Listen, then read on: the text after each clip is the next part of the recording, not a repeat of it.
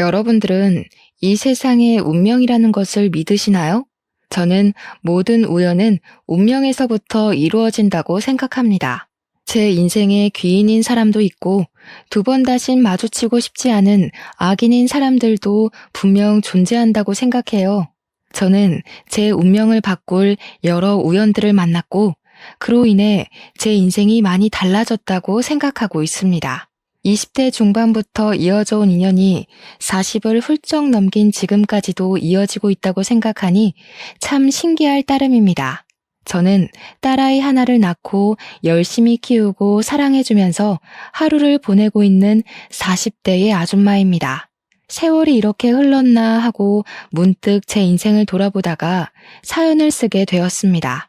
첫 번째로 제가 만난 인연은 정말 우연하게도 이루어졌습니다. 27살 때 일이었는데 저는 의대를 졸업하고 어느 동네 내과를 개원해서 진료를 보고 있었습니다. 동기들이 대학병원에서 레지던트를 할 때 저는 밤낮 없는 레지던트 생활이 너무나도 싫어서 개원을 하게 되었네요. 동네 어르신들이 주로 이용하시는 병원이라 항상 친절함을 가득 안고 있어야 했지만 잠 못 자고 연구하고 수술하는 것보단 훨씬 편했습니다. 개원한 내과가 제가 살고 있는 동네에서 개원을 한지라 차를 끌고 다닐 필요가 없어 보통은 걸어 다녔었거든요. 그런데 그날은 제가 하필 퇴근 후에 동기들끼리 가벼운 자리를 하기로 했던 터라 차를 끌고 출근을 하게 되었습니다. 걸어서 코앞인 곳을 차를 타고 가려니 큰 길을 돌아서 가야 하더라고요. 신호를 기다리고 있었는데 쿵 하는 소리가 나서 놀래서 내려보니까 폐지를 줍는 할머니의 리어카가 미끄러지면서 제 차를 박아버린 거죠. 뒷범퍼가 살짝 찌그러졌더라고요. 문제는 차가 부모님께서 저 개원했다고 큰맘 먹고 사주셨던 외제차였거든요. 의사딸. 당당하게 다니라고 비싼 차 한 대 사주시겠다고 하셨던 건데 범퍼가 딱 봐도 눈에 띄게 찌그러졌습니다. 할머니께서 잘은 모르지만 이거 비싼 차 아니냐고 우왕좌왕 주머니에서 꼬깃꼬깃 1,000원짜리 뭉치를 막 꺼내주시는 거예요. 일단 이거 먼저 받으라고 수리비는 어떻게 해서는 갚을 테니까 기다려달라고 꼭 갚겠다고 약속을 막 하시더라고요. 수리비는 둘째치고 제가 사실 첫 차라서 이리저리 긁어먹은 게 한두 개가 아니긴 했거든요. 그래서 할머니에게 괜찮으니까 그냥 가시라고 제가 알아서 수리를 하겠다고 말씀을 드렸죠. 그러자 할머니께서 어떻게 그냥 가겠냐고 그럴 수 없다며 번호라도 알려달라고 발을 동동 구르시더라고요. 휴대폰도 없으신 건지 종이를 저한테 주시면서 번호 빨리 적어달라고 하시는데 괜찮다고 몇 번이나 사양을 했어요. 거리에 무작정 차를 세워두고 실랑이를 벌일 수가 없으니까 차를 막 보여드리면서 여기 보이시죠? 제가 다 긁어먹은 거라고 말씀을 드렸죠. 수리하는 김에 제가 알아서 하면 되니까 그냥 가시라고 진짜 괜찮다고 일부러 더 호탕하게 이야기를 했어요. 그래도 계속 우기고 버티시길래 저쪽 골목 안에 있는 내과 의사라고 지금 출근해야 하니까 나중에 음료수나 한 병 사들고 놀러 오시라고 말씀을 드렸습니다. 저한테 고맙다고 고개를 숙이면서 인사를 하시는데 마음이 좀 씁쓸했어요. 정말 괜찮으니까 다음에 꼭 한번 병원 오시라고 말씀을 드리고는 저는 그래도 출근을 했습니다.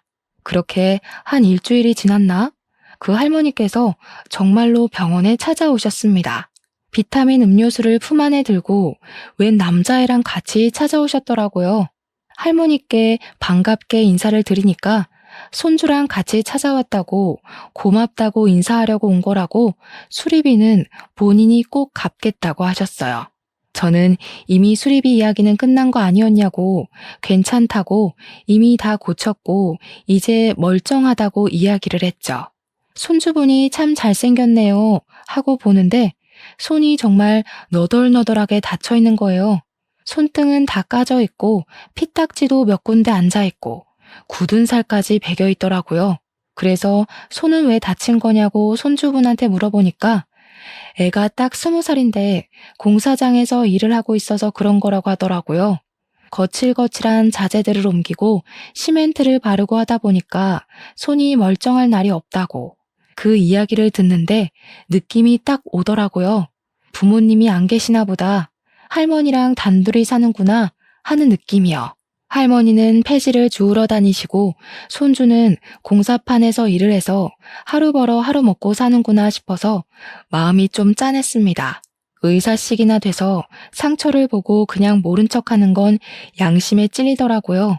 그래서 공짜로 손도 다 치료해주고 드레싱도 해주고 약도 덜어서 줬어요. 하루에 2번씩 꼭 발라야 금방 낫는다고, 내버려두면 염증이 더 심해질 수도 있다고, 약 떨어지면 또 찾아오라고 했죠. 할머니께서 이 은혜를 어찌 갚냐면서 눈물을 훔치시는 거예요. 그거 진짜 별거 아니잖아요. 약이야 병원에 있던 거 덜어준 거고 드레싱 해주는데 1시간이 걸리는 것도 아니니까요. 마음이 영 걸려서 내일도 또 오라고, 손 가만히 내버려 두지 말고 꼭 와서 다시 치료하고 가라고 몇 번이나 이야기를 했어요.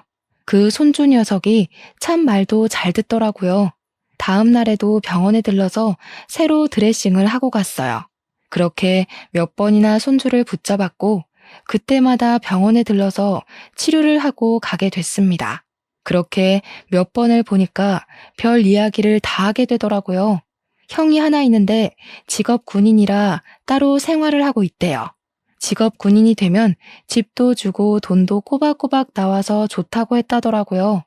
생활비를 보태주고 있긴 한데 부모가 남긴 빚이 꽤 있어서 공사판에서 일을 하고 할머니는 폐지를 줍는다고 했어요. 자기가 20살 된 지 얼마 안 돼서 그동안은 일을 못했었다고 하루빨리 가게에 보탬이 되고 싶었다고 하더라고요.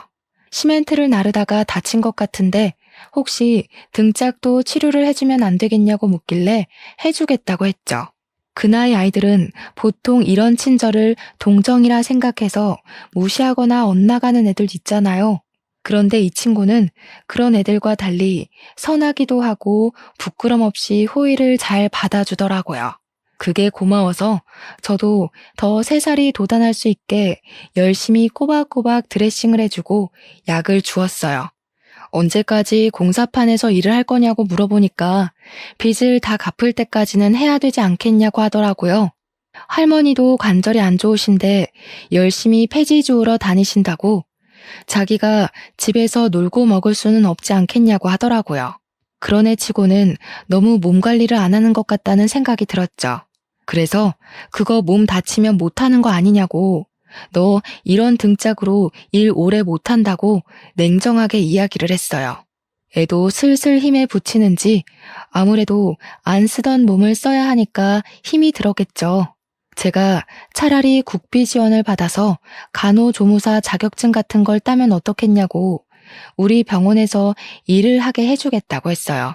생판 모르는 남이고 제가 원래 뭐 동정심이 강하고 그런 성격도 아닌데 얘한테는 정도 가고 도와주고 싶은 그런 마음이 생겼어요. 국비 지원을 받아서 공부하는 건 나쁘진 않은데 공부하는 동안에는 일 못하는 거 아니냐고 하더라고요. 그럼 우리 병원에 취직을 시켜주겠다고 했어요. 접수처를 볼 사람이 1명 더 필요하긴 했고 그런 잡일은 자격증이 없어도 가능하니까요. 일단 우리 병원에서 아르바이트를 시작하고 조무사 자격증을 따면 정식 직원으로 채용을 해주겠다고 약속했습니다. 할머니의 손자의 이름은 경연이었는데 경연이는 공부를 하면서 우리 병원에서 일을 하게 되었습니다. 애가 착하고 싹싹해서 그런지 병원에 있는 다른 간호사들이 참 예뻐해줬어요. 틈틈이 조무사 자격증을 따겠다고 공부를 하는 걸 보면서 직원들도 이런 거 저런 거 막 알려주기도 했고요. 병원에 방문하시는 환자분들도 훤칠한 미남이 친절하기까지 하다고 칭찬이 자자하셨죠. 그렇게 1년을 꼬박 보낸 뒤 정말로 간호조무사 자격증을 당당하게 따냈고 경연이는 우리 병원 정식 직원이 되었습니다.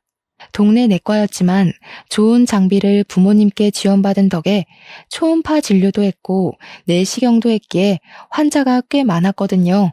경연이가 들어온 이후에는 이상하게도 아줌마 할머니 환자도 부쩍 늘었고요. 이게 바로 얼굴의 힘인가? 이래서 아르바이트생은 잘생긴 애를 뽑아야 하는 건가? 하는 생각도 했죠.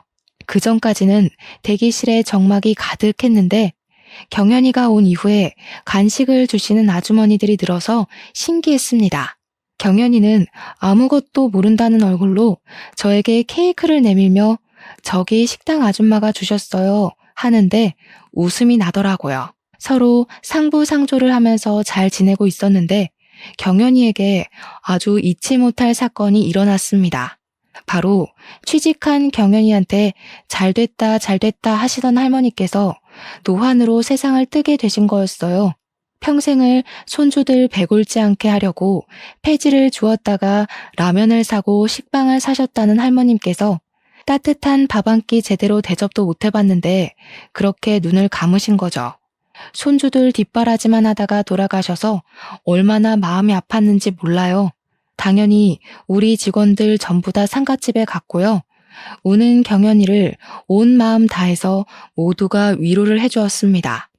경연이 옆에는 처음 보는 남자가 떡하니 서 있었는데 경연이랑 조금 닮은 듯 하면서도 훨씬 잘생기고 키도 큰 사람이었어요. 고놈 참 듬직하네 하고 보고 있는데 갑자기 경연이한테 형이 하나 있었다는 게 생각이 나더라고요.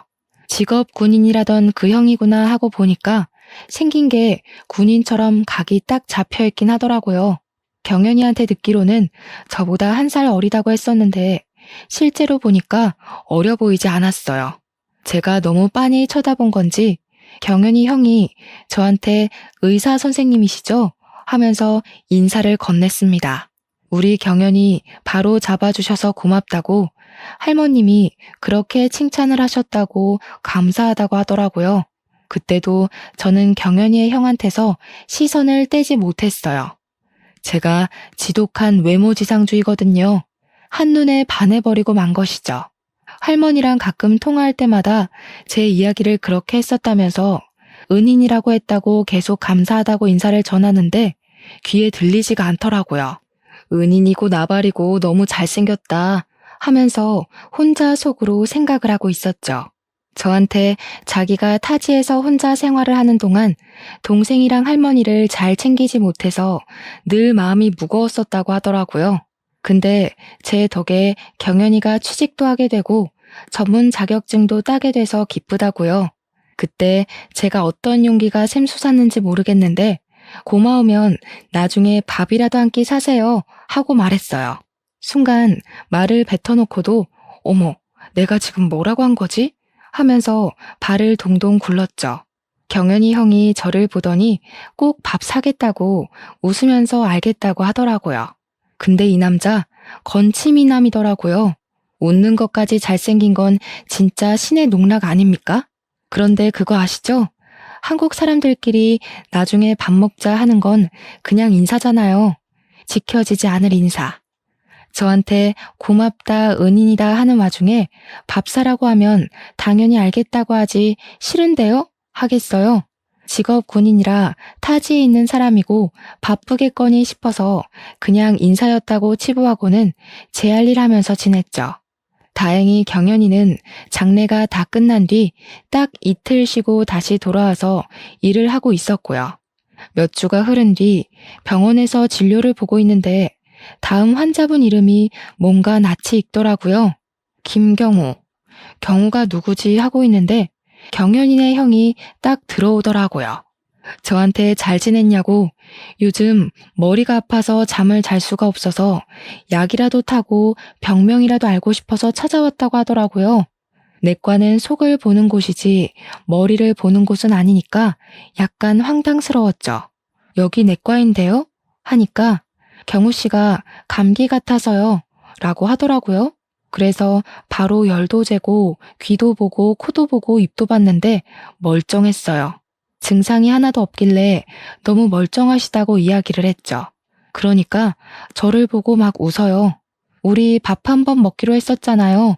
그냥 핑계대고 온 거예요. 언제 퇴근하세요?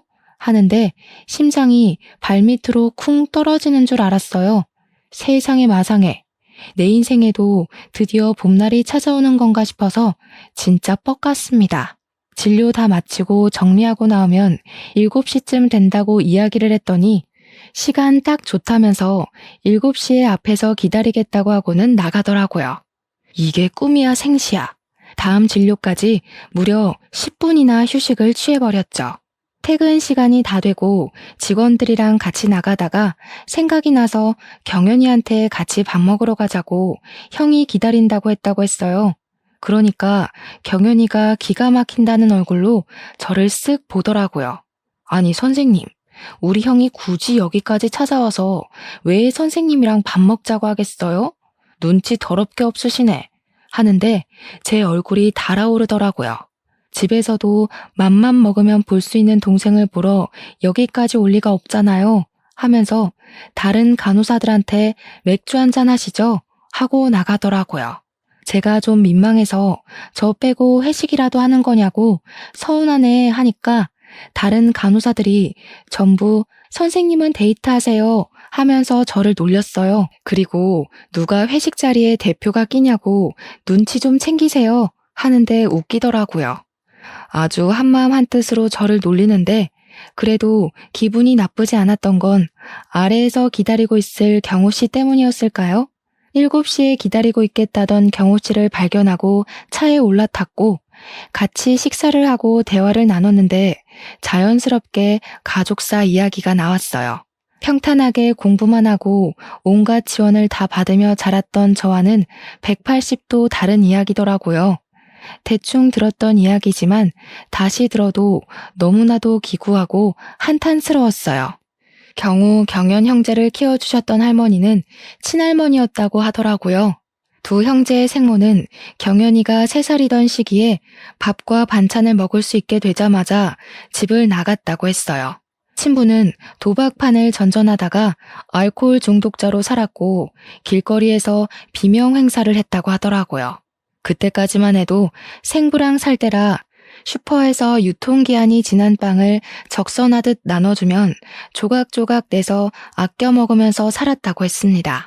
빵을 너무 아껴 먹다가 곰팡이라도 피면 그렇게 속이 상했다고 해요.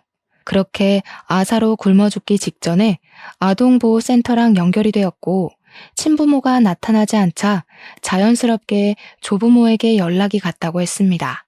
외갓집에서는 그런 애들 모른다고 딱 잡아떼는 바람에 친할머니가 두 손주들을 걷어주신 거죠. 안 그랬으면 고아원으로 갔을 거라고 말하는데 속이 시큰거리더라고요. 거기서부터 행복하기만 했으면 됐는데 빚쟁이들이 찾아오기 시작하면서 결국 할머니가 살고 있던 집이며 재산이며 거의 다 정리를 해야 했대요. 눈덩이처럼 불어난 빚은 갚아도 끝이 없어 결국 폐지를 줍게 되셨고요. 경호 씨는 20살이 되자마자 부사관으로 군대에 말뚝을 박았고 노쇠한 할머니가 경연이를 돌봤다고 했어요. 그러다가 7년이 더 지나서 저를 알게 되고 우리 병원에 취직까지 하게 된 것이라고요. 할머니가 돌아가셔서 언제까지 경연이를 혼자 둘 수도 없었고 좋은 기회가 찾아와 이제 전역을 할 거라고 하더라고요. 언제까지 군대에 말뚝박고 있을 수 없지 않겠냐고 하더라고요. 전역하면 뭐 하실 거냐 물어보니까 꽤 큰 중견기업에서 특채 같은 게 있다고 하더라고요. 거기 최종 면접 결과만 기다리고 있는 중이라고 합격하면 바로 전역한다고 했어요. 잘 되실 거라고 응원하겠다고 했더니 자기 취직하면 취업턱 같은 거 사주실 거냐고 하더라고요. 제가 뭐 그런 거 축하 못 해줄 사람은 아니죠. 알겠다고 취업 확정되면 진짜 맛있는 거 사드리겠다고 하니까 그거 얻어먹으려면 무조건 합격해야겠다 하더라고요. 화기애애한 시간이 그렇게 쑥 지나갔죠. 이후 시간이 몇 주가 더 지나고 연말이 되어서야 취업이 확정되어서 전역을 한다는 소식을 전해 들었어요. 저는 축하드린다는 연락을 보냈고 약속했던 대로 취업턱을 쏘겠다고 했죠. 어김없이 퇴근 후에 만나서 취업턱으로 정말 맛있는 소고기를 사주니까 첫 월급을 받으면 기념으로 자기가 밥을 사겠대요.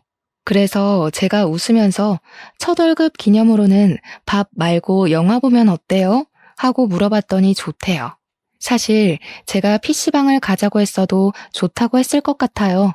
나이 30을 코앞에 두고 참 풋풋하지 않았나요? 첫 월급은 새해가 지나서 받게 되었고, 나이 30에 경호 씨와 연애를 시작하게 되었습니다. 우리는 서로에 대해 잘 알고 서로에게 의지를 하면서 행복한 시간을 보내고 있었습니다. 연애를 2년쯤 했을 때 우리 집에서도 저에게 결혼을 하는 것이 어떻겠냐고 슬슬 압박이 들어오기 시작했어요. 그때까지만 해도 제가 경호 씨와 연애를 하는 걸 집에서는 몰랐기 때문에 만나는 사람이 있다고 이야기를 했죠. 솔직히 고아에 책임져야 할 동생도 있고 빚까지 남아있는 상태에서 우리 부모님께서 좋아할 구석이 하나도 없다고 생각했어요. 이걸 솔직하게 이야기를 해야 하나 말아야 하나 싶었는데 경우 씨는 솔직하게 모든 걸 다 이야기하고 싫다고 하시면 깔끔하게 결혼을 포기하겠대요. 그래서 저는 경우 씨의 이야기를 포장하지 않고 있는 그대로 털어놓았고 제 이야기를 모두 들은 엄마는 막 우시더라고요. 형제가 힘들었겠다고요. 지금이라도 따뜻한 밥 잘 먹고 행복하게 살아야 하지 않겠냐며 집에 한번 데려오라고 하셨어요. 정신 나갔냐고 등짝 때리면서 반대할 줄 알았는데 너무 쉽게 허락의 말이 떨어지니까 어안이 벙벙하더라고요. 물론 아빠의 표정은 좀 좋지 않았어요. 우리 귀한 딸이 왜 그런 애랑 만나고 있냐 하는 표정이긴 했는데 우리 엄마 말이라면 죽는 신용까지 하시는 분이라 크게 걱정은 안 됐죠. 당장이라도 데려오라는 엄마의 말에 약속을 잡았고 두 형제 모두를 집으로 초대했습니다. 우리 집에 놀러온 경호 씨랑 경연이는 매우 놀란 얼굴이긴 했어요. 우리 엄마 취미가 정원을 가꾸는 거라서 집이 좀 궁전같이 생기긴 했었거든요. 정원도 있고 작은 온실 같은 것도 있고요. 평생을 반지하에서 살았으니까 우리 집이 좀 으리으리해 보이긴 했을 거예요. 아니나 다를까 경호 씨가 저한테 넌지시 이야기를 하더라고요. 집안 차이가 너무 심한 것 같다고. 만난 이후로 처음으로 자신감 없는 모습을 보여줬어요. 우리 집에서 그런 거 신경 쓰는 사람 하나도 없다고. 결혼하자고 제가 먼저 프로포즈를 했다니까요. 경연이는 넉살도 좋게 우리 부모님한테 어머니 아버지 하면서 이제 부모님이라고 생각해도 되겠냐고 엄청나게 외향적인 모습을 보여줬어요. 원래 그런 게 장점이 나이니까 그러려니 했지만 경우 씨는 그런 동생의 모습에 적응을 못한 얼굴이더라고요. 결혼식을 마치고 신혼집으로 입주를 할 때 당연히 경연이를 데리고 살 생각으로 집을 꾸며놨는데 부모님이 학을 떼시더라고요. 어디 신혼부부가 사는 집에 시동생까지 데리고 사냐면서 경연이를 본가에 데리고 와서 살 생각이라고 하셨습니다. 제가 더 놀래서 왜 그러시냐 했더니 하나뿐인 딸이 시집 가니까 외롭고 적적해서 그런다면서 경연이가 우리 아들이나 다름없잖아 하시더라고요.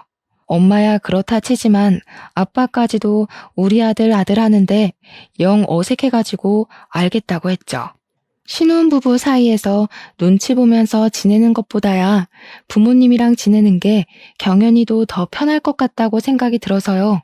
경연이도 어찌나 우리 부모님을 잘 구워 삶았는지 저보다 더 친자식처럼 허물없이 지내더라고요.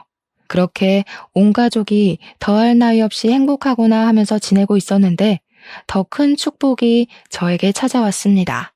나이 34살에 임신을 하게 된 겁니다. 뱃속에 자리 잡은 딸은 무럭무럭 건강하게 자랐고 친정이며 경연이며 남편이며 할 거 없이 제 발이 땅에 닿을 일이 없게 만들어주셨어요. 임신 기간 내내 정말 축복만 받으면서 지내다가 건강한 아이를 출산했고 산후조리원까지 잘 다녀왔습니다. 조리원에서 나오니 엄마가 산후조리사까지 집으로 보내주셔서 정말 아이의 예쁜 모습만 보면서 몸조리를 푹 쉬면서 할 수 있었어요. 몸조리를 잘하고 나니까 병원 일하는 것도 하나도 버겁지 않았고 무엇보다 경연이랑 같이 일을 하니까 편하더라고요. 집에 무슨 일이 생기면 경연이가 대신 가서 처리도 해주고 남편도 월급을 따박따박 잘 벌어오고요. 빚도 다 갚았고 행복하다 싶은 순간 남편이 대기업에서 스카우트 제의를 받게 되었습니다. 영업직이던 남편을 눈여겨본 대기업에서 좋은 연봉과 조건으로 남편에게 이직 제의를 한 것이었죠. 남편은 다니던 회사에 사직서를 내고 마지막 출근하는 날 송별회를 하고 집에 돌아온다고 했어요. 그런데 하필 그 행복이 중첩되어 있는 순간 사고가 일어나게 되었습니다. 아무도 예상하지 못했던 사고였기에 충격은 2배, 3배로 다가오게 되었습니다. 가해자는 음주운전자였는데 우리 남편이 그 음주운전 차량을 피하려고 보도블록 사이로 갔다가 난간에 정면 추돌을 하게 된 거죠. 그 바람에 온몸 성한 데 없이 뼈가 다 으스러졌고 남편은 그 자리에서 눈을 감게 되었습니다. 병원에서도 상당히 고통스러웠을 거라고 이야기를 하는데 현실감이 없어서 눈물도 나지 않더라고요. 이게 꿈인지 생시인지 영안실에 안치된 남편을 보는데 정말 아무 소리도 나오지 않았어요. 심지어 어린이 보호구역에서 난 사고라 가해자는 법의 심판을 받게 되었습니다. 음주운전까지 가중처벌이 되었는데도 고작 징역 2년밖에 나오지 않았지만요. 그 와중에 가해자 부모는 재수없게 거기에 사람이 지나가고 있어서 난 사고라고 치부를 하는데 그 말을 듣는 순간 억울하게 눈을 감은 남편이 생각나서 눈물이 뚝뚝 떨어지더라고요. 어떻게 내 아이의 아빠를, 내 남편을 죽여놓고도 저렇게 뻔뻔한 소리를 하는지 어이가 없었어요. 몇 개월이라는 시간이 지난 와중에도 저는 남편을 한시도 잊어본 적이 없습니다. 병원 일을 어떻게 했는지, 시간이 어떻게 흘렀는지 가늠이 가지 않을 정도였습니다. 수척해진 저를 보다 못한 부모님께서 집으로 불러들이셨고 저는 아이와 함께 친정에서 생활을 하게 되었습니다. 신혼집을 울면서 정리를 하고 부모님과 경연이 그리고 제 딸까지 5명이서 함께 생활을 하게 되었죠. 그래도 가족들이 옆에서 힘이 되어주니까 점점 회복이 되더라고요. 시간이 약이라는 말을 실감하는 순간이었습니다. 그렇게 한 4년을 일에 미친 사람처럼 살았습니다. 하루 종일 병원에 있다가 저녁에는 아이와 함께 시간을 보내면서요. 경연이는 저 때문에 본인의 하나뿐인 가족을 잃었지만 티를 내지도 못하고 오히려 더 밝은 척 지냈어요. 제가 너무 무너져서 나는 슬퍼하면 무너지면 안 된다고 다짐하며 하루하루를 힘겹게 보냈다고 나중에서야 이야기하더라고요. 4년이라는 시간이 길어 보이지만 한 사람을 잊기에 충분하진 않은 시간이었죠.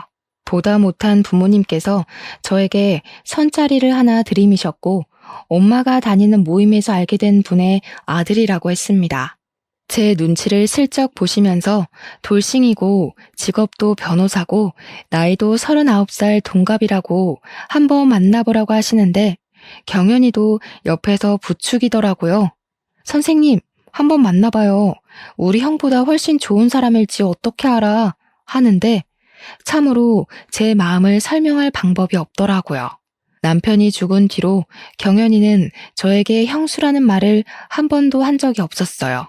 가족들이 한 번만 만나보고 결정하라고 저의 등을 떠미는데 싫다고 할 수도 없고 그래서 알겠다고 하고 선자리에 나갔습니다. 그런데 제가 선자리에 나가는 날 엄마가 나가려는 저를 붙잡고 뜨뜻미지근한 표정으로 이야기를 하더라고요. 딱 봐서 생긴 게 별로거나 말하는 게 별로면 그냥 나오라고요. 등을 떠밀 땐 언제고 저런 이야기를 하니까 이상하더라고요. 알겠다고 대충 대답하고 자리에 나가서 남자를 만났는데 39살에 꽤 유명한 로펌에 다니는 변호사였고 매너도 좋았습니다. 당연히 저에게 애프터 신청까지 했고요. 나이가 나이인지라 적당히 조건만 맞으면 결혼도 빨리 하고 싶다고 하면서 제 아이가 5살인데 아빠라는 존재를 빨리 인식하는 게 좋지 않겠냐고 했어요. 어릴 때부터 친해져야 나중에 커서도 어색함이 없을 것 같다고 먼저 말을 하더라고요. 집으로 돌아와서 엄마가 궁금했는지 어땠어? 하고 물어보는데 그냥 솔직하게 이야기를 했죠. 매너도 좋고 생긴 것도 괜찮은데 결혼을 서두르려고 한다고 했죠. 뭐 조건만 맞으면 빨리 결혼하는 게 애한테도 좋지 않겠냐고 하더라. 하니까 경연이가 듣고 있다가 맞는 말이지 하면서 고개를 끄덕이대요. 자기는 독립할 준비 다 됐다고 눈치 안 봐도 된다고 하는데 우리 아빠가 대뜸 버럭하는 거예요. 아들 삼으라더니 어딜 가려고? 경연이 너 결혼하기 전까지 독립은 안 돼? 하고요. 언제는 싫다더니 엄마랑 저는 황당했죠 뭐. 그렇게 그 남자랑 몇 번 더 만나고 저한테 하루빨리 대답해줬으면 좋겠다면서 자기랑 결혼할 마음이 있냐고 보채더라고요. 아직 확답은 못하겠다고 하니까 일단 같이 살아보고 결정하는 건 어떠냐요? 동거부터 하자는 말이 영 거슬리더라고요. 너무 서두르니까 수상하기도 하고요. 며칠 전부터 경연이가 그 남자 계속 만나고 있냐고 물어보는데 표정이 영 별로여서 신경 쓰이기도 했고요. 엄마까지도 별로면 빨리 그만두라고 하는데 선자리까지 주선해놓고 왜 저러는지 영 이해가 안 갔습니다. 남자한테도 저는 결혼까지 바로 결정하는 건 좀 아닌 것 같다. 동거도 그렇고 애가 받을 상처도 걱정된다고 했죠. 애는 친정에서 잠깐 봐주면 되는 거 아니냐면서 3개월만 살아보고 결혼하자고 이야기를 하더라고요. 제 의견과 상관없이 이미 자기가 다 정해놓은 듯한 기분이 들어서 그만둬야겠다 싶었습니다. 우리는 잘 안 맞는 것 같네요. 다른 사람을 찾아보세요 하니까 성질을 갑자기 버럭 내는데 놀랐어요. 5번이나 만났는데 자기를 가지고 논 거냐면서 씩씩거리더라고요. 이 사람 분노 조절 장애가 있나? 그래서 이혼을 당했나? 싶어서 물어봤죠. 근데 이혼은 왜 하신 거냐고요? 진즉 물어봤어야 했는데 조금 늦은 감이 있긴 했지만 지금이라도 알아야겠다 싶었어요. 이 남자가 갑자기 자리에 털썩 앉더니 죽었습니다. 이러는 거예요. 자기 와이프는 사고로 세상을 떠났다면서 자기랑 싸우다가 집 밖으로 뛰쳐나갔는데 하필이면 그때 차가 지나갔대요. 사각지대였던 터라 사람 튀어나오는 걸 못 보고 그냥 치고 갔다며 횡단보도가 아닌 길이어서 가해자는 처벌도 받지 않았다고 하더라고요. 그 말을 듣는데 마음이 좀 불편했어요. 분노조절 장애라고 의심해서 미안하기도 했고요. 제 손을 딱 잡으면서 그러는 거예요. 제가 너무 마음에 들어서 조급한 마음에 그랬다고. 동거 이야기는 있고 몇 번 더 만나보고 결정하자고 하더라고요. 그렇게 5개월을 더 만났고 연애를 건너뛰고 결혼을 하기로 약속했어요. 수입도 안정적이고 일단 같은 아픔이 있어서 그런 건지 마음이 동하더라고요. 거기다가 제 딸한테 무척이나 잘해줬던 모습이 크게 와닿았어요. 아무래도 딸한테는 아빠가 있는 게 훨씬 더 좋을 테니까 그런 생각이 저를 지배하게 된 거죠. 양가의 이야기를 하고 둘 다 재혼인 터라 결혼식은 생략하기로 했습니다. 그냥 가족들끼리 밥이나 한 끼 먹으면서 혼인 서약만 하기로 하고 그렇게 다 정한 뒤 집으로 돌아와 잠을 자는데 그날 저녁에 꿈에서 남편이 나타난 거예요. 꿈에 단 한 번도 나타나지 않았던 그 사람이 아무 말도 없이 저를 보면서 고개만 절레절레 흔들고 있더라고요. 그런 남편을 보자 애 같아서 말을 해보라고 왜 그러는데 하며 들리지 않는 메아리를 치고 있었더니 제 손에 끼워진 반지를 빤히 보더라고요. 그러면서 고개를 절레절레 하면서 사라지는데 반지가 남편이 준 결혼 반지가 아니더라고요. 재혼할 남자가 준 반지였어요.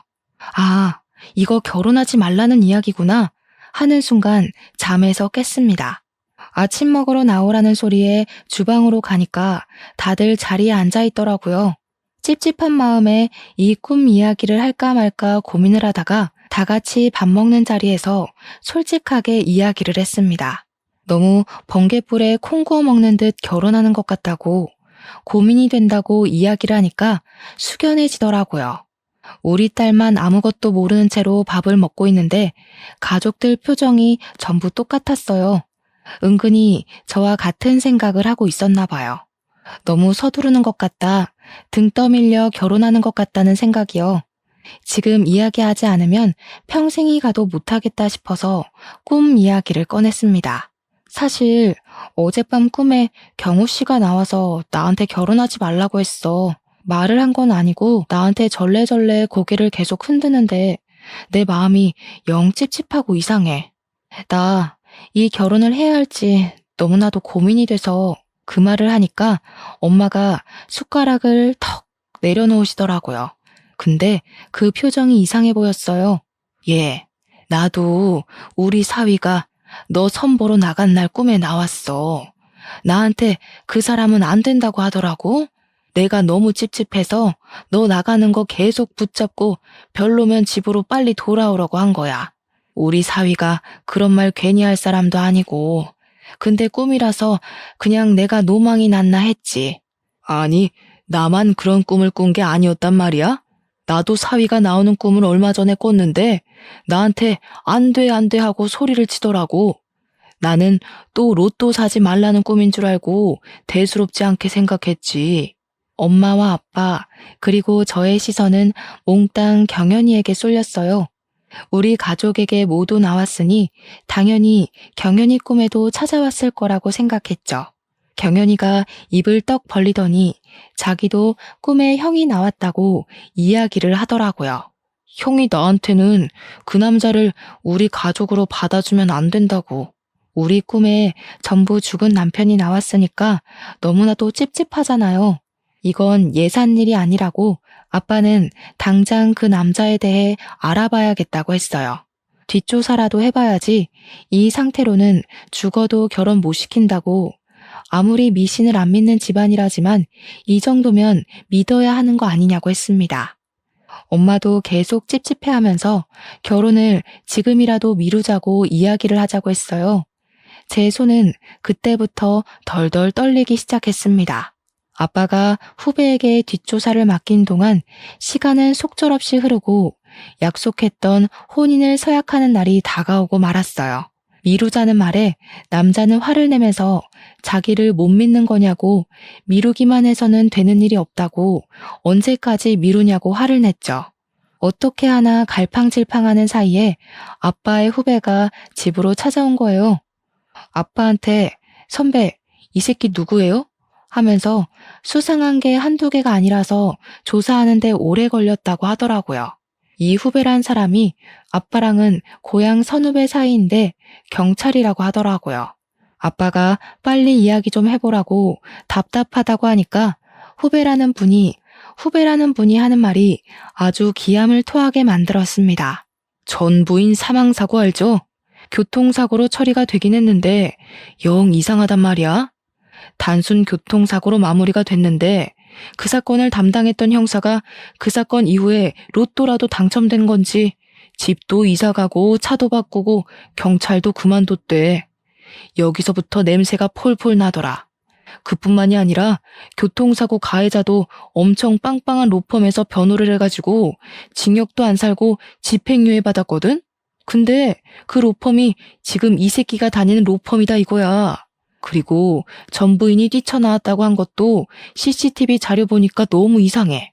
사각지대라 튀어나오는 것만 보이는데 말대로 뛰쳐나온 게 아니라 밀쳐진 것처럼 뒤로 밀려서 나오더라니까.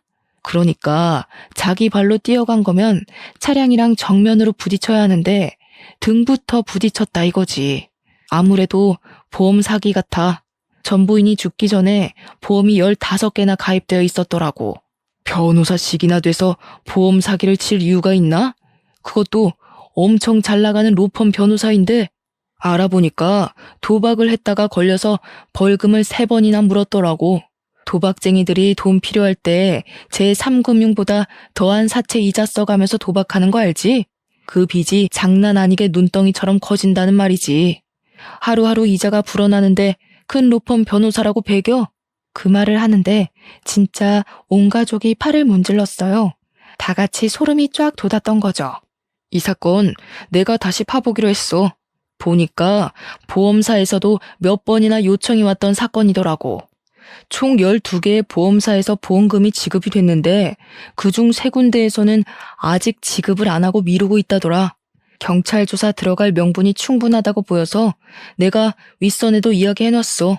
이 정도면 혼인 서약이고 나발이고 무조건 도망가야 할 수준이라고 느껴졌습니다. 3일 뒤 우리는 약속대로 혼인 서약을 하기로 한 그 자리에서 파혼을 통보했습니다. 상대방 측에서 길길이 날뛰며 혼인 빙자 사기 아니냐고 이제 와서 이러는 게 어디 있냐고 난리를 치더라고요. 그 자리에 아빠의 후배가 들이닥쳐서 재혼할 뻔한 그 남자를 살인교사 혐의로 긴급 체포했어요. 이게 무슨 일인가 싶어서 상대방 측은 눈만 깜빡거리고 있었고요.